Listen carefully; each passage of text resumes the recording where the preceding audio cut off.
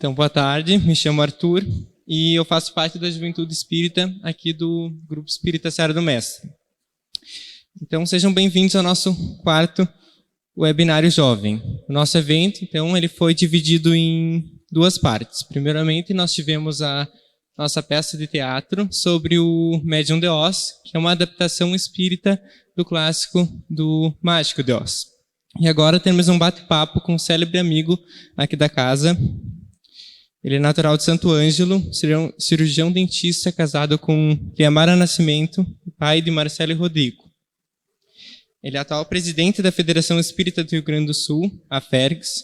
Em 1989, junto a um grupo de amigos interessados em estudar o Espiritismo, ele fundou o Grupo Espírita Serra do Mestre, que estamos aqui hoje, ao qual dedicou grande parte da sua vida e esforços. Então eu peço uma salva de palmas para Antônio Augusto Chaves do Nascimento, mais conhecido como Antônio Nascimento.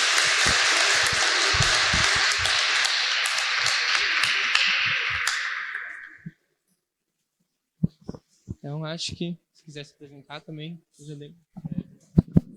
Jorge.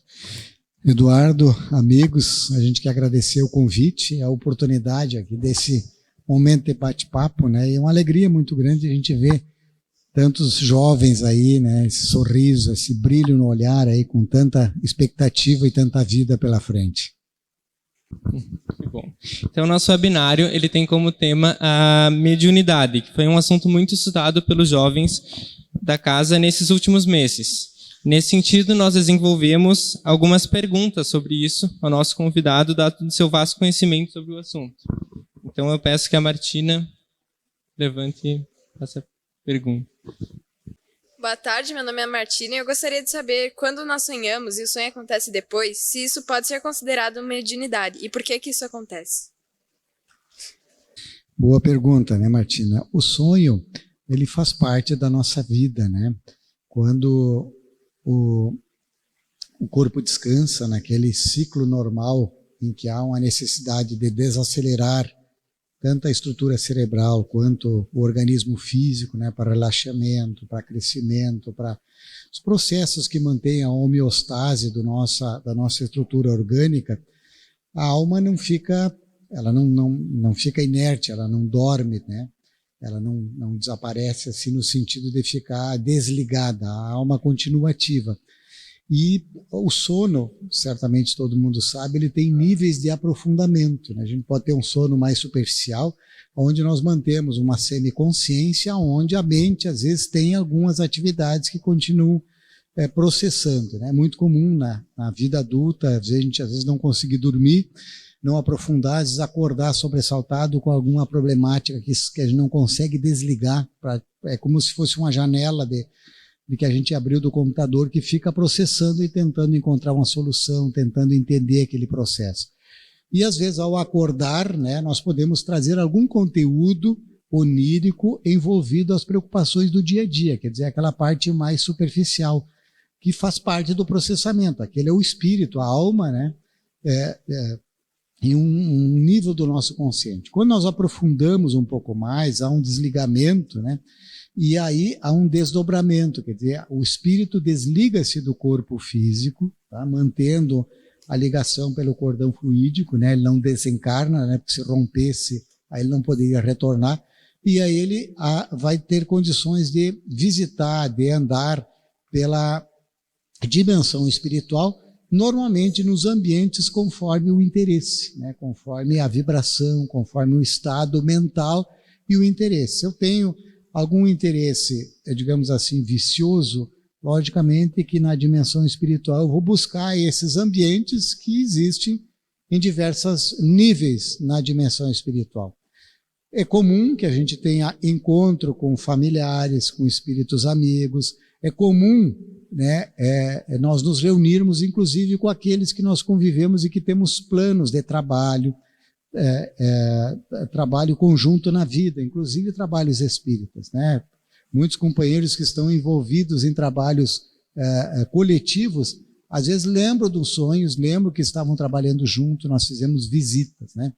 Então, o sonho, conforme até a questão 402 do Livro dos Espíritos, é muito mais importante e interfere muito mais na nossa vida do que a gente imagina, porque é uma etapa onde você tem esses contatos, tem esse aconselhamento, tu retoma, às vezes, os pontos do teu programa reencarnatório, tu busca ajuda, assim como aqui a gente conversa com amigos para alguma problemática, para alguma situação do dia a dia.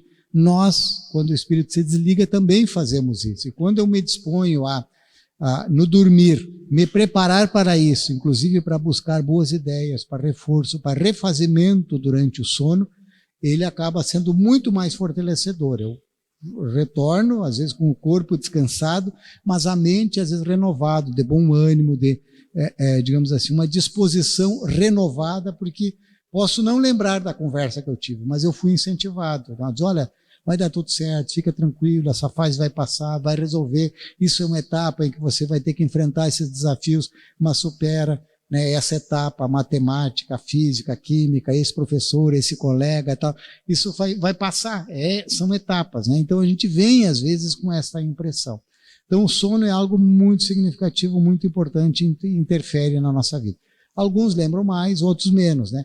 É comum e às vezes é até interessante que a gente tenha uma cadernetinha, alguma coisa para anotar, ou uma forma de registro, porque quando a gente às vezes acorda, eu lembro do sonho. E com o passar do dia, ele desaparece, não está tanto na nossa memória. Então, às vezes é bom a gente fazer esse registro, né?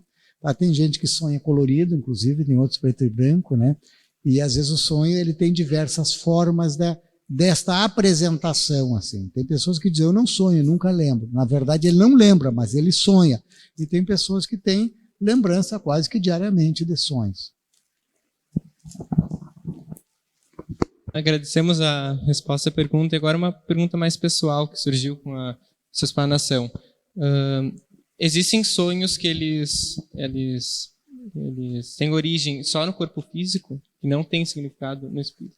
É claro que seja difícil, dada a conexão entre o espírito, o perispírito e o corpo, mas tem sonhos que são, de fato, só obra da mente humana, digamos assim? Isso, a gente tem lembranças, né? Como o espírito mantém ativo, ele tem lembranças que ele pode até estar envolvido na problemática do dia a dia, né? De encontrar solução, ou de encontrar o desafeto, de retomar, de certa forma, aquela situação que ele esteve envolvido durante o dia. Pode acontecer, sim.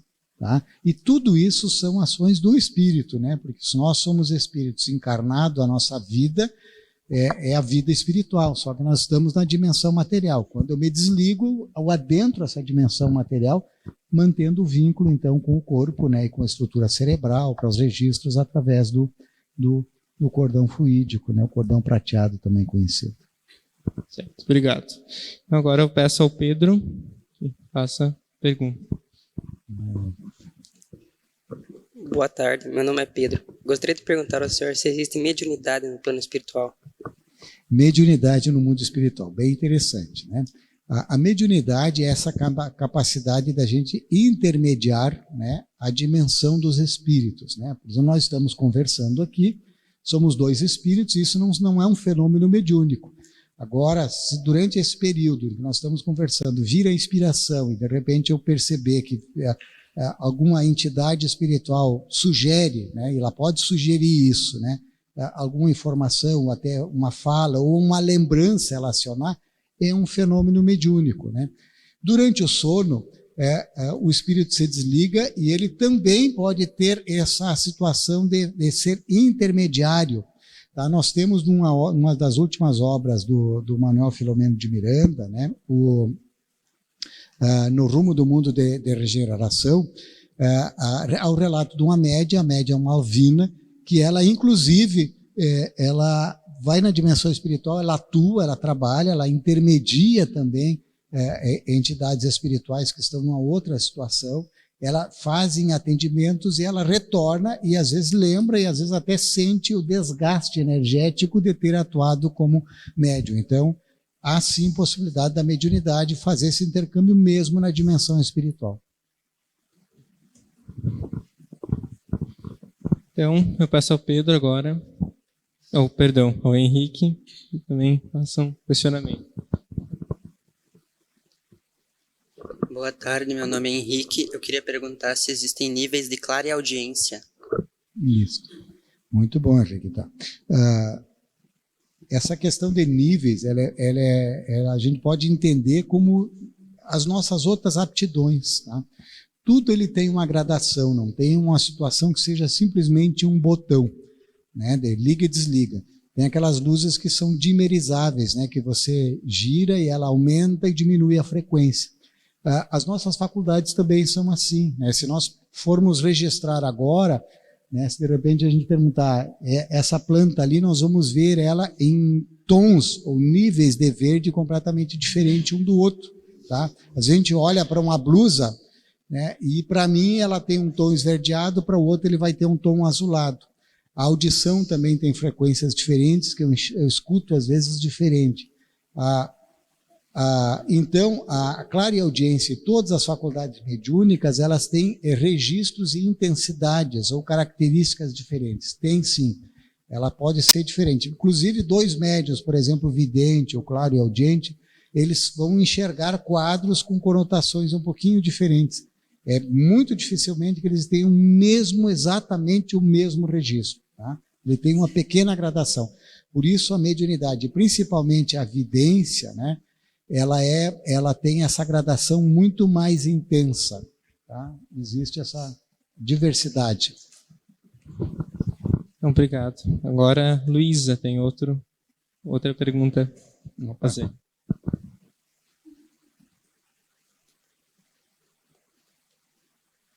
Oi, Antônio, eu sou Luísa e eu tenho uma pergunta para você. A gente pode treinar a mediunidade desde a juventude e a mediunidade pode trazer algum prejuízo para o jovem?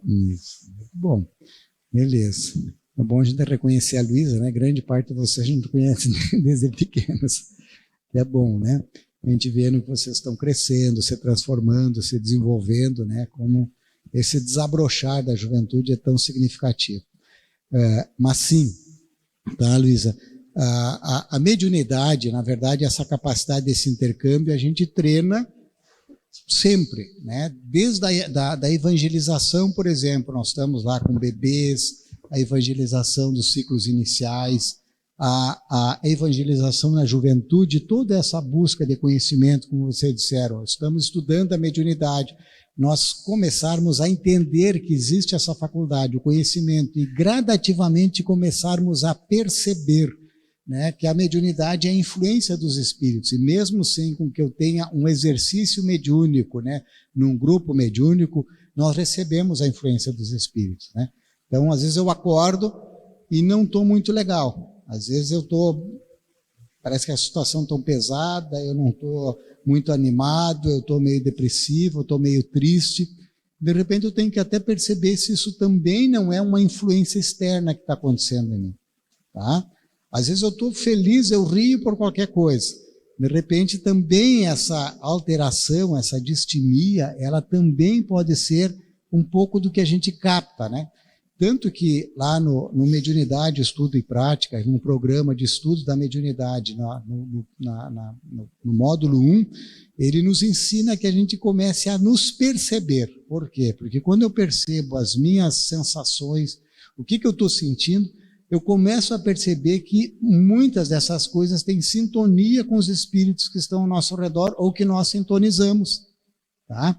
E quando eu percebo isso, eu começo a ter uma vigilância naquilo que eu quero sentir. Porque se eu começo a ficar irritado, alguma coisa me incomodou, alguma coisa me estimulou naquele sentido, me contrariou, mas se eu aumento aquele nível de irritação, pode não ser só eu.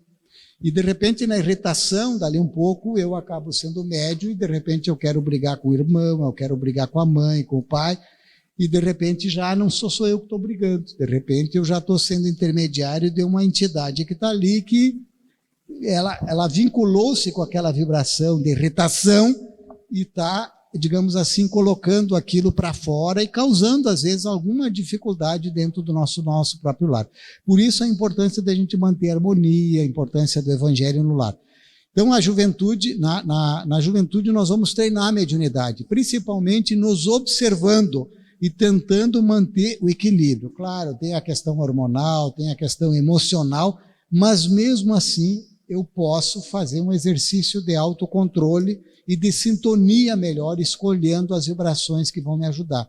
Vão me ajudar a me manter melhor ou vão me desequilibrar, e logicamente, se eu não aceitar, eu me mantenho melhor e tudo ao meu redor fica melhor. Tá? O exercício da mediunidade, ele tem prejuízo sim. Allan Kardec fala que um dos escolhos, tá? Um dos perigos da mediunidade é o processo obsessivo, que nada mais é do que uma mediunidade sem vigilância, sem controle, aonde o médium não se percebe que, de repente, ele está sofrendo essas influências, e essas influências estão desestruturando, né? Estão desestruturando.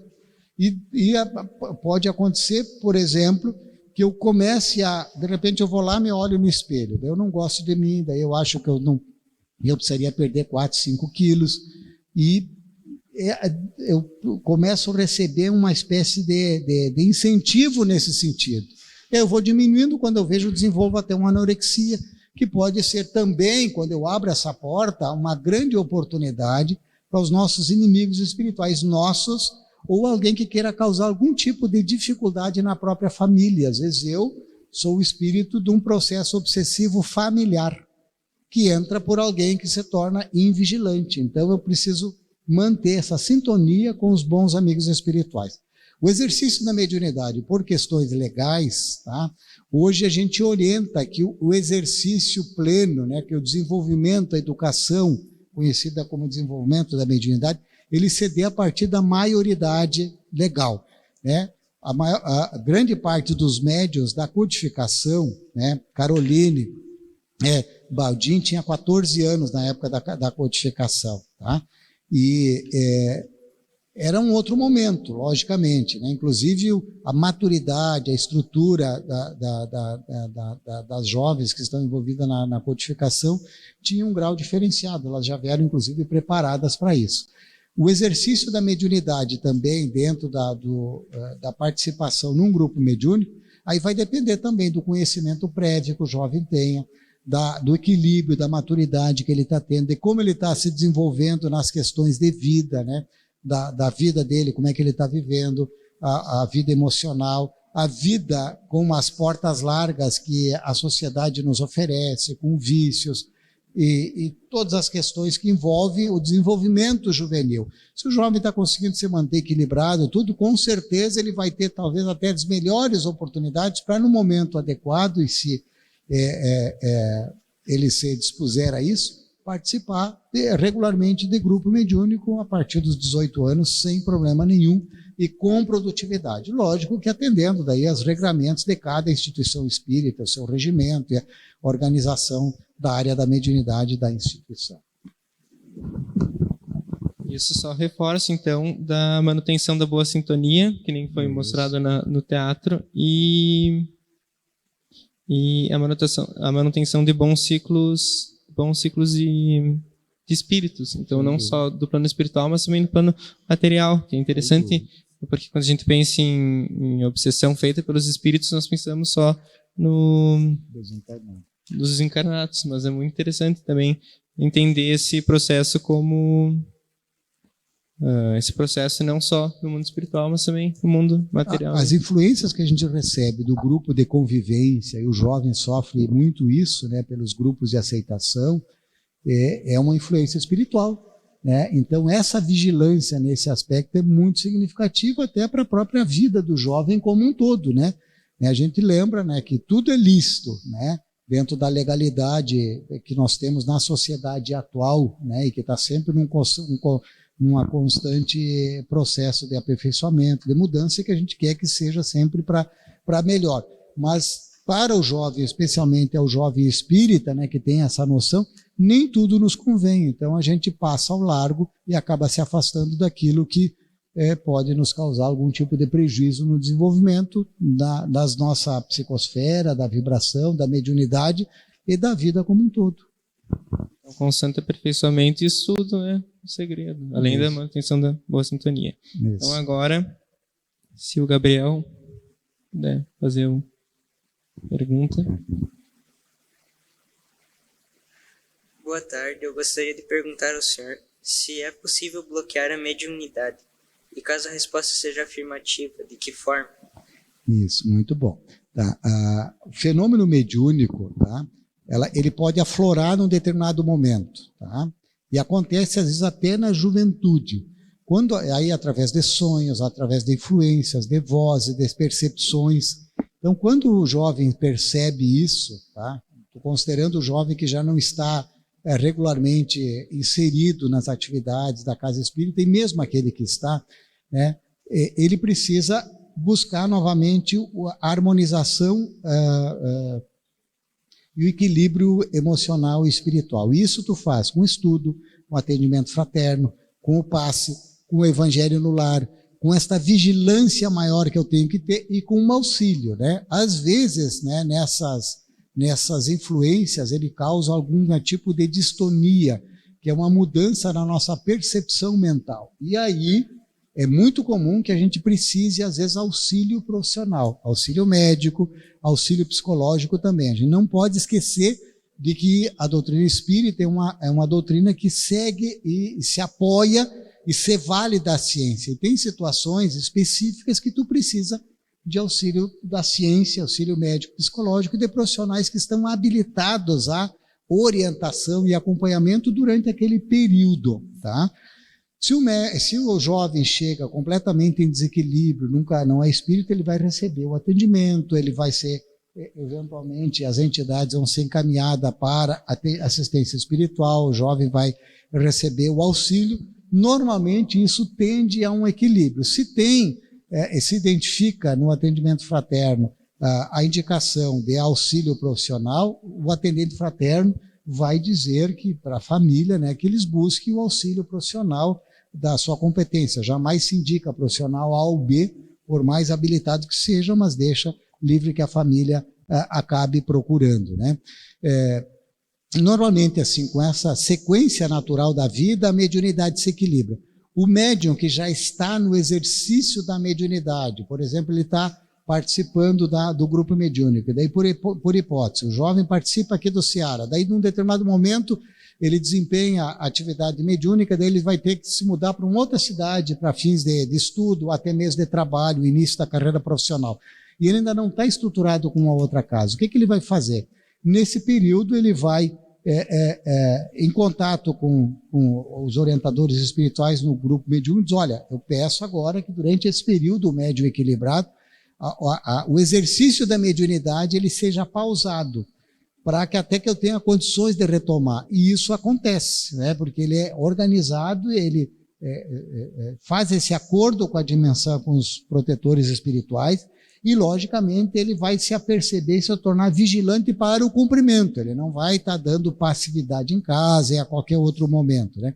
E isso vai acontecer naturalmente. Quando ele estiver estruturado, ou na vida profissional, ou na sequência daquele estudo, que ele possa retomar e assumir o compromisso regular da mediunidade, que normalmente ele é semanal, né? Esse é o mais indicado, até pelo ritmo do exercício da mediunidade. Tem alguns grupos que fazem quinzenal, mas o mais produtivo ele é semanal.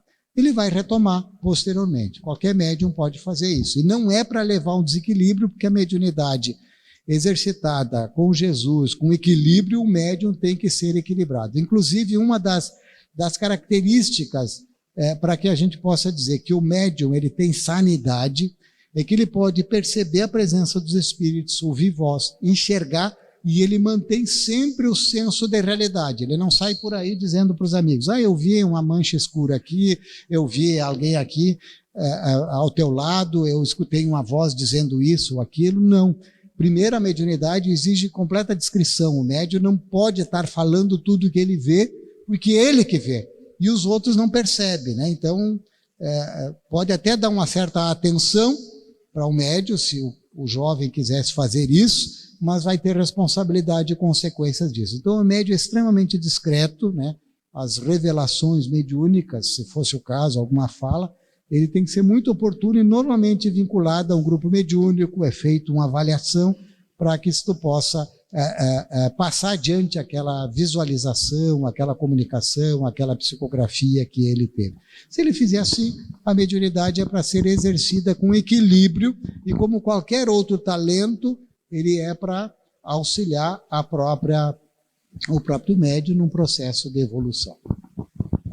E quando a atividade mediúnica ela não ocorre no equilíbrio, como funciona? Por exemplo, um indivíduo ele é médium, mas ele não, por questões pessoais, por preconceito, independente, ele não tem contato com a doutrina espírita, ou ele nega esse contato, e como funciona aí? Normalmente ele vai ter bastante sobressaltos. A gente tem histórias, né, iniciais da mediunidade, o próprio Divaldo, Chico e outros que relatam assim, começaram a mediunidade muito jovem, né, e eles acabam tendo alguma dificuldade inicial até identificar, mas normalmente surge alguém que o orienta, né, o próprio Emmanuel, né, aliás, o próprio Chico, né, depois de um determinado momento, o próprio padre, né, identificou que não era na igreja que ele ia receber este auxílio, ele que precisava buscar um centro espírita, né?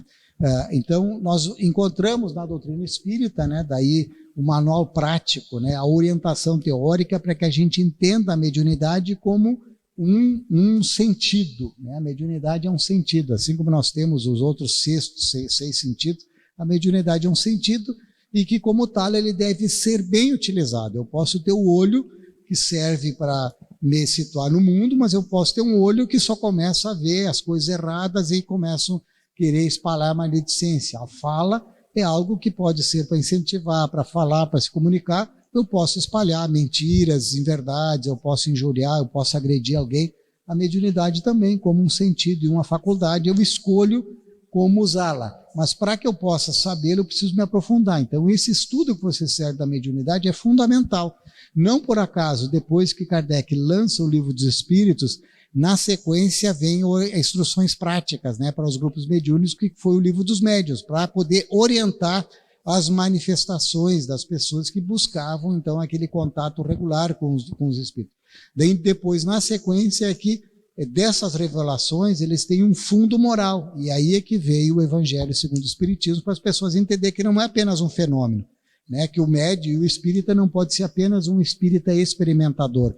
Ele precisa usar os conhecimentos e a realidade da dimensão espiritual e da mediunidade, ele vem para provar, né, essa transcendência, né, da vida espiritual e fazer então com que a gente dê a atenção a essa dimensão, valorizando a nossa existência. E por isso as nossas questões morais, para que a gente possa viver e agir cada vez melhor.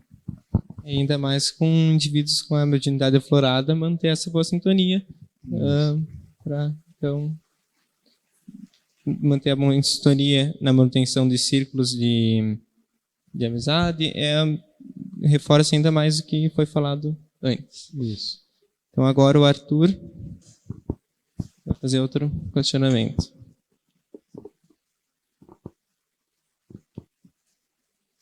Primeiramente, boa tarde, meu nome é Arthur e a minha pergunta é a seguinte. Crianças possuem a mediunidade aflorada e as pessoas que estão perto do desencarne e enxergam espíritos da família, é uma mediunidade? Isso. A mediunidade, Arthur, ela é uma faculdade humana, sim, tá? Ela se radica do ponto de vista biológico e assim como os outros sentidos, o médium ele tem uma predisposição diferenciada que ele tem um grau maior. Então, claro, médiuns todos nós somos, todos nós podemos sentir a dimensão espiritual, tá? Mas quando ele tem esse contato assim patente, bem determinado, contínuo, frequente, e que ele tem um propósito, né? E aí a gente acaba utilizando a palavra médium, tá? A mediunidade, ela se radica, essa transcendência, como que ela é através da nossa hipófise, tá? Você tem estudos nessa área, tá? A gente até está participando agora de um estudo do Dr. Alexander Moreira, tá? Que é um psiquiatra da Universidade Federal de Juiz de Fora, e ele faz pesquisas. E ele está pesquisando algum envolvimento da mediunidade com o nosso DNA, tá? Então, eles fizeram assim, eles coletaram o DNA, saliva de alguns médiuns que foram indicados aqui do estado, do Rio Grande do Sul, em parceria com o Bruno Mosqueiro, né? Foi evangelizando aqui da casa do Ceará há muitos anos. Hoje ele é psiquiatra, professor lá na Universidade em Porto Alegre. E aí foi pesquisado, se pegou a saliva no caso do médium, e de um familiar dele, normalmente um filho que não tem a faculdade mediúnica, para eles fazerem um mapeamento genômico lá dos cromossomos, para ver se consegue identificar algum fator que possa levar a essa questão da faculdade mediúnica. Lembrando que para que o médium seja considerado médium, que não seja uma distonia, não seja uma doença mental, todas as manifestações, todas as visões, todas as audiências, elas devem ser, manter o senso de realidade e de equilíbrio.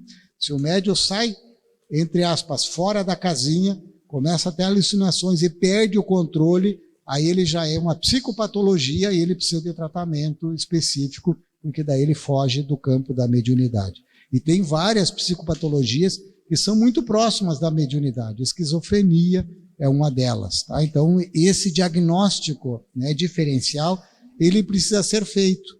Tá? E em muitos casos, assim, uma esquizofrenia parece que é uma mediunidade, e uma mediunidade se diferencia de uma esquizofrenia porque o médium mantém o senso da realidade, diferente do quadro de esquizofrenia.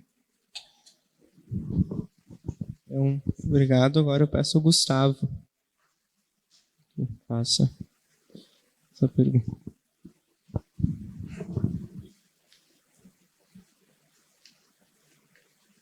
Bom, boa tarde. Meu nome é Gustavo. A minha pergunta é: a biologia do médium vidente é diferente das demais mediunidades? Muito bem, né, Gustavo? A gente já tínhamos passado respondendo esta pergunta antes de tu formular ela, né? E realmente, assim, o médium, aquele de fenômenos mais patentes, ele tem uma diferenciação nessa capacidade de captação, de percepção. Ele tem, tá? É como, por exemplo, um músico que tem o conhecido ouvido infinito, aquele cara ou aquela moça, né, que escuta uma melodia, ele vai lá para o piano, toca, ele pega uma coisa e sai tocando, ele pega um instrumento e sem aprender ele toca. Né? Ele ouve uma melodia uma vez, ele reproduz. Né? Ele tem uma habilidade totalmente especial. Tem um outro que tem uma habilidade psicomotora, né? Por exemplo, o cara vai lá e pega uma bola de futebol e é um craque, né? E demonstra, às vezes, desde pequeno. Ele tem algumas estruturas cerebrais que facilitam esse controle, esse domínio. Então, o médium de faculdades patentes, ele tem. Mas todos nós temos. Por exemplo, todo mundo ouve, mas nem todo mundo, são muito poucos os que têm ouvido infinito. Mediunidade, o médium, todos nós somos, percebemos os espíritos. Agora, o fenômeno patente em alguns. Né? Tem que se pesquisar. Tem o Dr. Sérgio Felipe de Oliveira, ele tem um estudo, né, na questão da hipófise, né, de algum grau de cristais, né, de calcificações que tem na glândula hipófise. Tem estudos nesse sentido que o médium aparentemente teria um nível maior de calcificações, né, e essas calcificações, esses cristais, eles funcionariam como um transdutor, tipo como aqueles rádios valvulados antigamente que tinham essa captação. Tem ainda a necessidade de estudos mais aprofundados. Como eu falei agora, o mais recente que a gente conhece, está participando inclusive, logo deve sair os resultados, né? Eu sei que já tem estudos preliminares, deve ter uma publicação, e aí a gente vai saber se a nível de DNA tem alguma coisa que tu consiga diferenciar naquele que tem uma faculdade patente, assim, se tem algum gene ativado diferenciadamente. Interessantes essas pesquisas que a gente associa enquanto jovens agora, mas sem dúvida devem ter indivíduos de espíritas que, mesmo com um tempo maior, não tem essa noção e percepção da biologia do médium. E essas pesquisas com certeza vão, além de existirem outras, elas sempre ajudam a compreensão e entendimento assim da doutrina espírita. Então, agora eu peço para a Gabriela fazer a nossa última pergunta.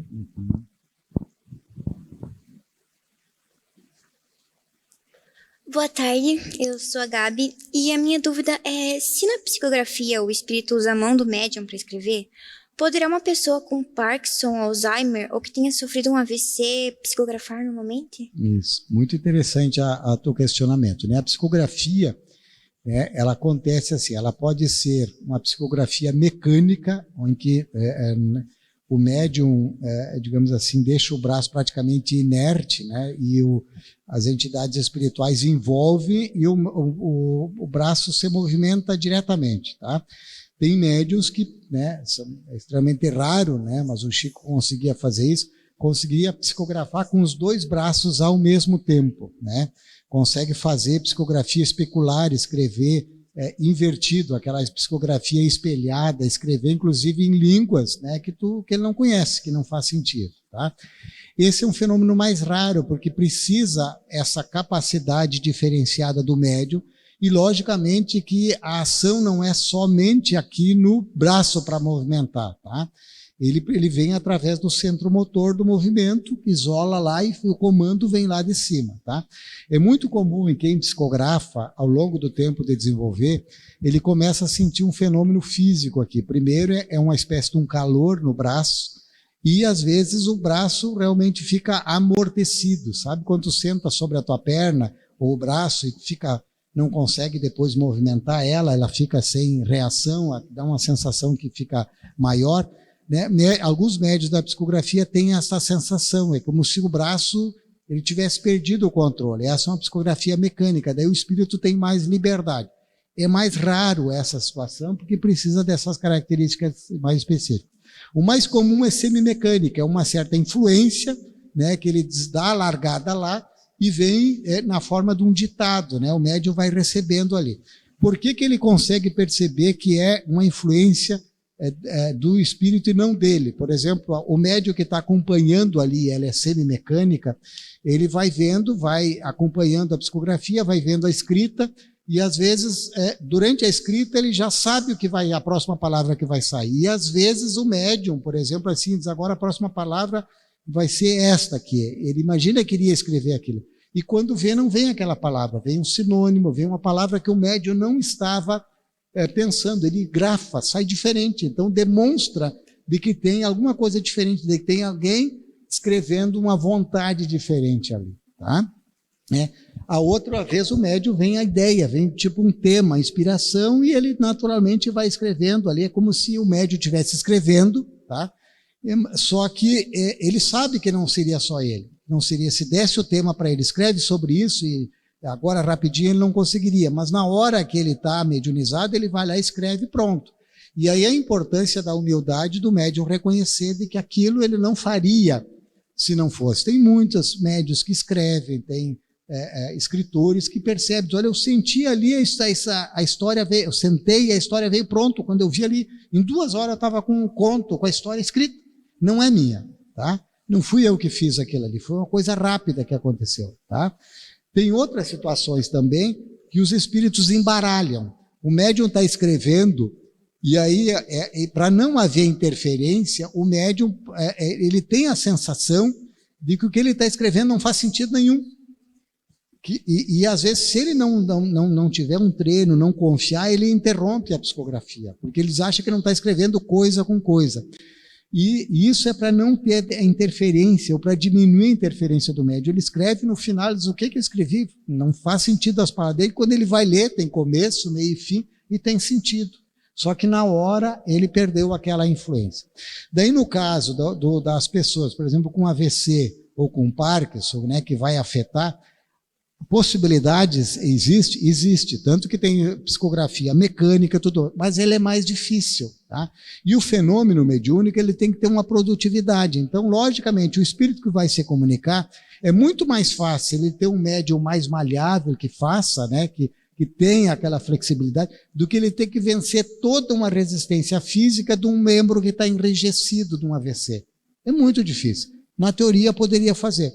Um Parkinson, né, que tem aqueles movimentos involuntários. O espírito teria que despender energia, fazer todo um trabalho para controlar aquilo ali, para poder ter uma escrita adequada, tá? Então não é produtivo. E, logicamente, a mediunidade não é o fenômeno pelo fenômeno, principalmente no tempo atual, tu precisa ter produtividade, então, logicamente, que ele não seria o médium mais adequado utilizado. E uma das características que se recomenda para os médiuns é que eles cuidem da sua própria saúde. Por exemplo, se o médium não estiver com a saúde em boas condições, ele não tem a indicação de estar participando do grupo mediúnico. Por exemplo, eu estou resfriado, eu estou com uma virose, eu fiz um esforço extremo, sou extremamente cansado, desgastado fisicamente, ele vai dar mais trabalho para os espíritos e, logicamente, se houver uma necessidade de uma mensagem, tiver um grupo maior, ele vai se comunicar através de um outro médium aqui ou em outro grupo mediúnico, né? Porque as mensagens não precisam necessariamente vir só naquele grupo mediúnico, né? Para os espíritos, a questão de tempo, de espaço, é uma coisa que eles resolvem muito fácil, né? Então é possível, mas não é comum e nem produtivo. Essas foram as perguntas realizadas pelos jovens previamente. Eu acho que dá para abrir um espaço para perguntas aqui do público, se alguém tiver alguma dúvida. Para jovens de qualquer idade, eu acho, né? Sim, não só os jovens. Todos são jovens, mas todos somos jovens, mas independente de faixa etária.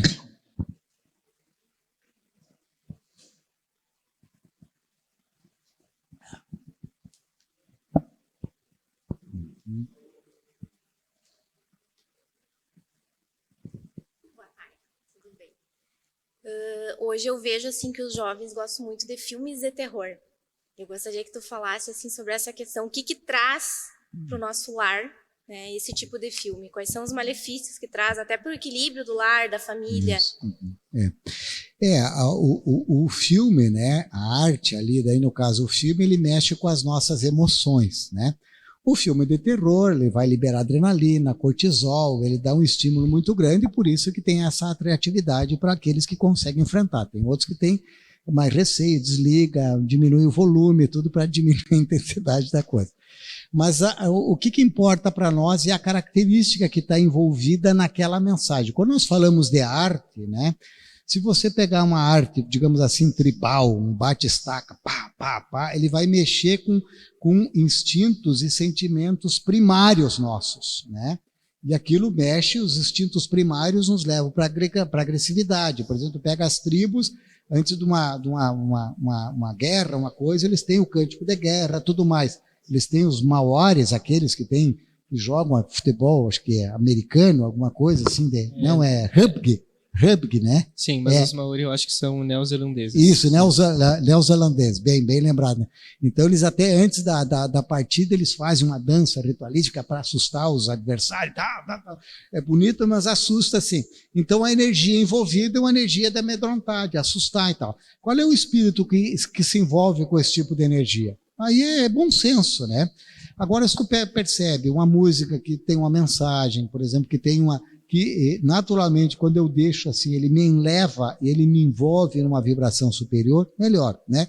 Aí, para as outras artes, vale o mesmo, né? Um filme, lógico, a gente pode ter, é natural, não tem como a gente deixar de ver um filme de ação, uma coisa, às vezes tem um susto, logicamente, os adeptos da sétima arte, né, do cinema, eles usam tudo isso, né? No teatro, por exemplo, tu pega o teatro, o artista te faz chorar, te faz ficar com raiva, te faz ficar com medo, porque ele mexe com as emoções, é uma habilidade, né? Então a gente tem que também perceber dentro dessas artes ali o que seria adequado. E logicamente que quando eu me envolvo, como você falou, eu sintonizo com entidades que estão nessa situação.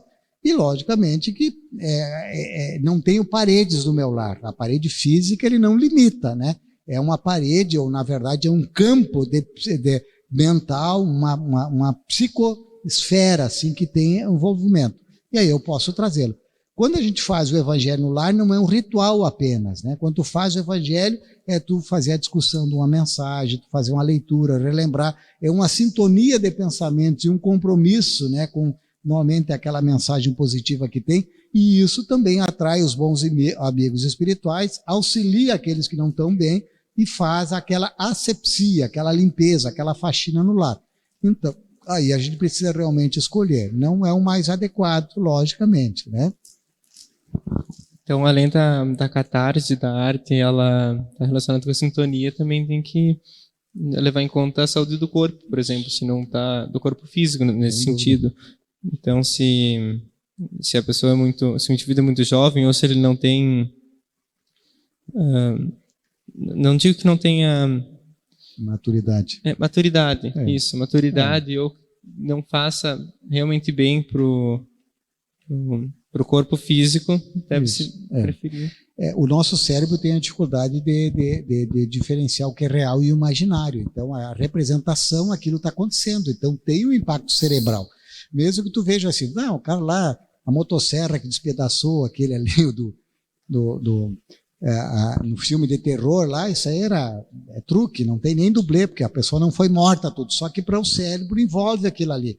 E, logicamente, aquilo que atrai, que mexe, a gente pode ter uma conotação na dimensão espiritual, de que tipo de espírito também se envolve com isso, né? Então, aos poucos, a gente vai trabalhando, vai escolhendo e vai vendo que a gente pode se sentir bem, pode se divertir, pode aproveitar com coisas que enlevam e que nos deixam a nossa mente mais tranquila, mais serena e mais equilibrada. Até porque o reflexo disso aí, ele vai dias, né, no nosso organismo. Aquela cortisol, aquela adrenalina que liberou, né, aquelas estrutura interna de marcadores biológicos, ela se mantém durante um certo tempo, né? Então o susto e aquele impacto não é só naquele momento, ele se mantém. Seria processar, que Isso. usamos no vocabulário popular. A gente diz que vai processar o filme, processar a série, e é realmente isso. Então, se alguém tem outra pergunta... Tem várias situações que a gente já teve questão da mediunidade, tá? Mas para a gente encerrar praticamente a fala, esse espaço que a gente está aqui, alguns de vocês tem o Ceará ali, o Cearinha, né, o antigo, que durante muito tempo nós tínhamos ele ali. E o Ceará, com a evangelização, ele era muito pequeno, então a gente tinha a disposição ou de sair daqui, vender aqui, que era mais central, comprar um terreno um pouco mais afastado do centro da cidade para poder construir um espaço maior, ou então ver alguma coisa aqui ao redor para ampliar o Ceará, tá? E daí nessa época tinha esse espaço da livraria aqui, ele tinha um terreno que era vazio, né, baldio, como a gente chama também, e tinha uma placa, tinha uma árvore ali, tinha uma placa pregada, vende-se, tá? Só que era bem central, para nós era algo bem difícil assim de adquirir da casa, nós éramos um grupo pequeno, poucas pessoas, tá? Mas daí a gente não queria sair do centro, que era muito confortável, cômodo para as pessoas, tá? Ela achava que era muito estratégico ficar na localização que o Ceará tinha aí iniciado, tá? Conversamos com a nossa diretoria e tudo, vamos ver de que jeito, né? Como arrumar o terreno lá. Lógico que o proprietário precisava vender, ele queria vender, comprar um apartamento numa outra cidade, precisava vender o terreno aqui. E nós não tínhamos o recurso. E a gente se propôs com a diretoria de pedir isso aí, tá? Pedir. Daí eu passava aqui na frente, eu pessoalmente, eu acredito que algum outro membro da diretoria também, e eu pedia, eu parava aqui, desejava o terreno. Eu dizia, Senhor, nos dá uma mão para que a gente consiga esse terreno, a gente precisa disso aqui para ampliar o Ceará. A gente pensava isso, tá? Pensava isso. E teve várias vezes, um dia que eu saí de lá e as crianças não cabiam mais nas salinhas de evangelização, lá estavam empilhando as crianças em cima das salinhas lá, que são pequenininhas, não sei se alguns deles já foram naquela sala de evangelizar. Aí eu preocupado, né, passei aqui e perguntei, né, e aí eu tive uma audiência, né, eu escutei uma voz que me deu uma resposta, tá? E eu até achei que eu tinha falado, em vez de ter pensado, ter falado em voz alta e alguém tinha me respondido. E foi claro assim, sabe? Uma voz. Eu parei, olhei e não era. Aí com aquela audiência eu fiquei assim, poxa, né? Deu uma recomendação de como a gente poderia conseguir o terreno, tá? Aí fui pensar, tá? Fui pensar adiante, tá? Mas não achava que conseguiria concretizar daquela forma que tinha sido recomendado para mim ali, que veio uma audiência ali. E aí passou acho que uns 6 meses, tá? E eu descia, tá? Nós tínhamos uma reunião da diretoria, tá? Era junho, e eu descia ali daqui pela 7 e fui atravessar exatamente aqui na frente, ali onde tem a Vanipar para cá. Daí quando eu fui atravessar, que eu levantei os olhos assim para olhar na rua, eu enxerguei esse prédio construído. Eu enxerguei o prédio. Tinha o terreno, mas eu enxerguei o prédio construído, assim, eu vi, assim, 3 andares, do jeito que é assim hoje. Eu enxerguei ele, tá? E aí me deu um negócio assim, tá? Eu fiquei assim, tipo, meu Deus do céu, a gente quer mais, eu já estou alucinando, né? Foi uma evidência, assim, tá? E eu andei um pouco, né? Tive aquele impacto, quase fui atropelado ali, né? Porque parei no meio da rua, aí nisso veio um carro, o cara parou, deu uma buzinadinha, porque eu fiquei quase com êxtase no meio da rua ali. Aí atravessei para cá, ia em direção à esquina. Antes de eu chegar na esquina, me chamaram a atenção para um carro que estava parado do outro lado da rua. Tá? Aí eu parei, olhei no carro, daí eu reconheci que dentro do carro estava o senhor que era dono desse terreno, que não morava aqui em Santo Ângelo, que estava morando no interior de Santiago, a 110 quilômetros daqui, e que raramente vinha na cidade. E ele estava ali com a esposa dele, trouxe a esposa para visitar uma conhecida dele, ele ficou dentro do carro ali. Aí quando eu fui lá, daí cheguei, daí eu lembrei do que os espíritos tinham me dito há 6 meses atrás, que eu não tinha tido coragem de colocar em prática. Aí eu conversei com o senhor, expliquei, né, que a gente queria comprar o terreno e tal, que não tinha dinheiro. Comecei assim.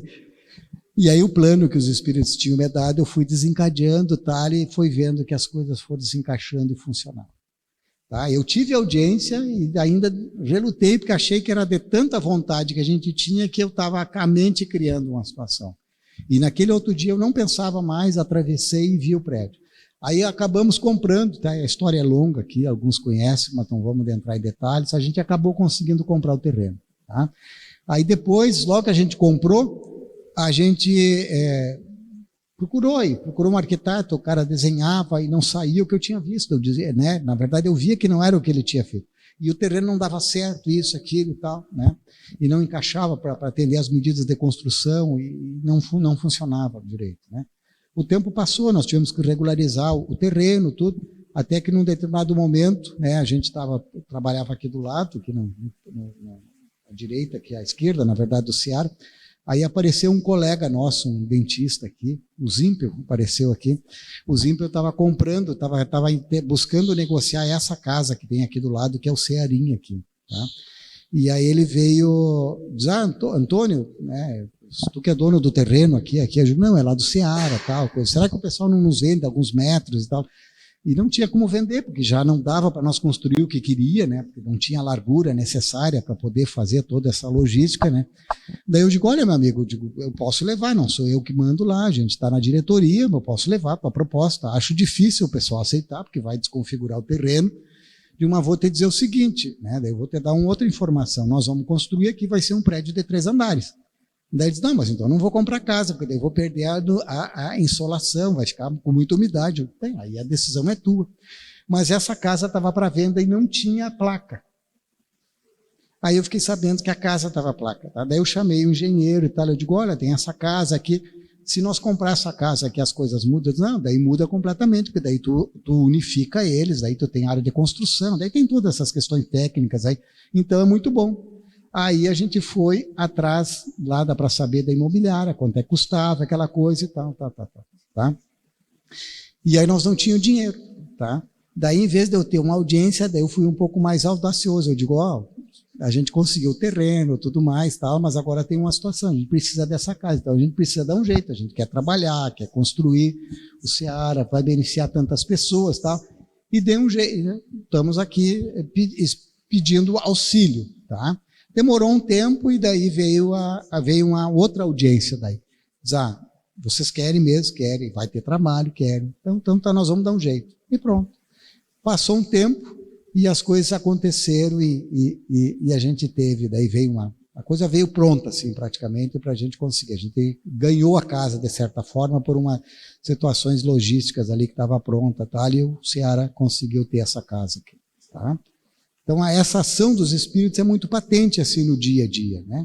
Então, por isso até que tem umas situações assim que, quando a gente estava aqui, depois de um certo período que o pessoal me convidou para que eu fosse para Porto Alegre para ajudar lá na federação, e hoje nós estamos na presidência da federação, né? Quando fez essa pergunta, para mim foi muito desafiador, porque eu estava trabalhando, eu estava na fase plena da minha vida, tá? Trabalhando, estava estabilizado aqui na cidade, não pensava em sair daqui, mas veio um convite, daí aquela situação também, a gente precisa de ti aqui para nos ajudar a dar a mão. Aí como a gente recebeu tanto, como é que tu vai negar, né? E aí as coisas também, claro que quando foi o desafio de ir para Porto Alegre, eu também tive que fazer um voto de confiança na espiritualidade, tá? E aí os espíritos disseram, pode fazer tranquilo, e tudo que for justo, tu não vai ter necessidade, não vai te faltar. Faz o teu trabalho, que o resto deixa conosco. Mas só o que for justo, o que for necessário.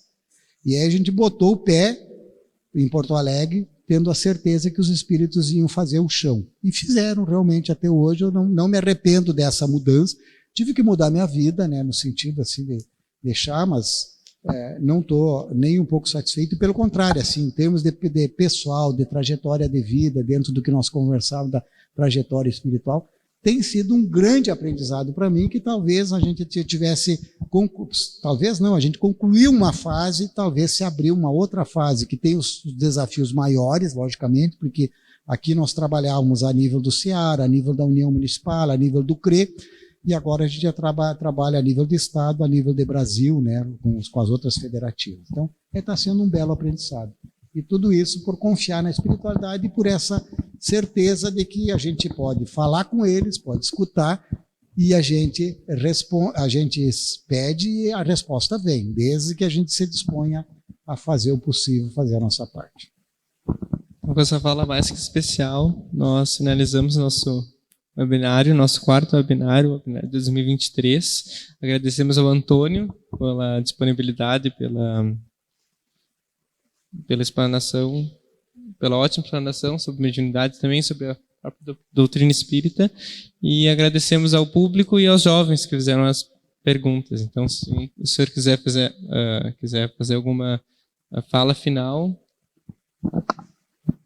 Primeiro agradecer a presença de vocês num sábado à tarde, claro que hoje sem a chuva, né, foi muito bom da gente vir aqui nos reencontrar, né, e sobretudo eu dizer assim que a gente precisa acreditar, né, e uma das coisas que eu aprendi, inclusive lá no Colégio Marista, eu estudei no Marista aqui, eu estudei no Onofre Pires, fiz até a 5ª série, depois a 6ª eu fui fazer lá no Marista, fiz até o 2º grau lá, né, depois para Santa Maria fazer odonto.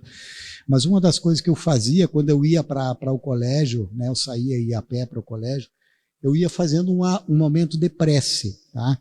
E essa prece sempre me ajudou muito, assim, a gente enfrentar os desafios da vida, né? E essa prece era um reforço praticamente daquilo que a gente é, tá? E eu ia dizendo assim, ó, eu sou perfeito, alegre e forte. Eu tenho amor e muita sorte. Eu sou feliz e inteligente. Eu vivo muito positivamente. Eu tenho paz, eu sou um sucesso. Eu tenho tudo o que eu peço.